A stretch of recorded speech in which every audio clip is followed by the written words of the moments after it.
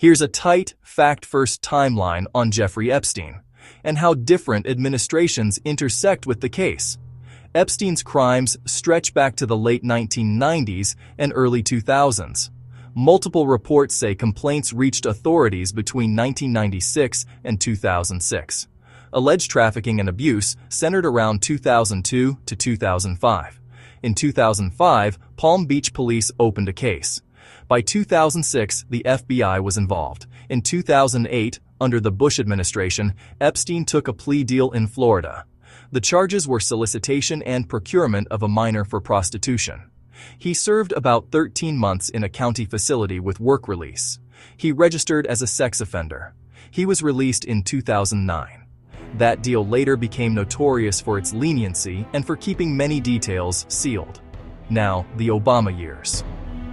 From 2009 to 2017, Epstein lived under that Florida plea agreement. There wasn't a new federal prosecution of Epstein during that time.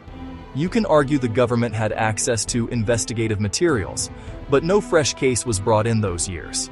Fast forward to July 2019. During the Trump administration, the SDNY arrests Epstein. They charged him with sex trafficking and conspiracy tied to conduct from at least 2002 to 2005. The arrest came amid renewed scrutiny of the 2008 plea deal. Days later, Epstein died in jail. The criminal case against him ended. Investigations and civil suits continued. Ghislaine Maxwell, described by prosecutors as Epstein's chief enabler, was convicted in 2021 on multiple counts.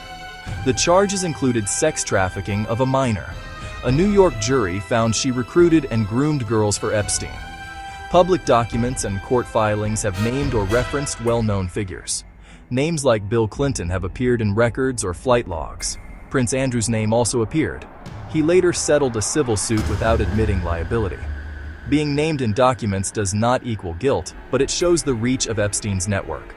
So, who had the files and who acted? Here's the simple breakdown. 2008. Plea deal in Florida under Bush-era prosecutors. Epstein serves time and is released in 2009. 2009 to 2016. No new federal charges against Epstein during the Obama years. 2019, SDNY under the Trump DOJ brings the new federal trafficking case. 2021, Maxwell is convicted. 2023 to 2024, courts continue unsealing names in related documents. Could any administration have done more? Reasonable people will disagree. What's clear is, prosecutors need chargeable evidence that meets the standard in court.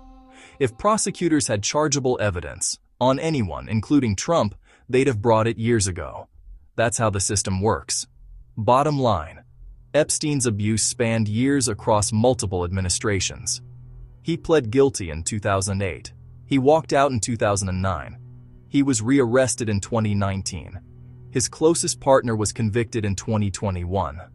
The lesson isn't red versus blue, it's that accountability often arrives late. Vigilance can't.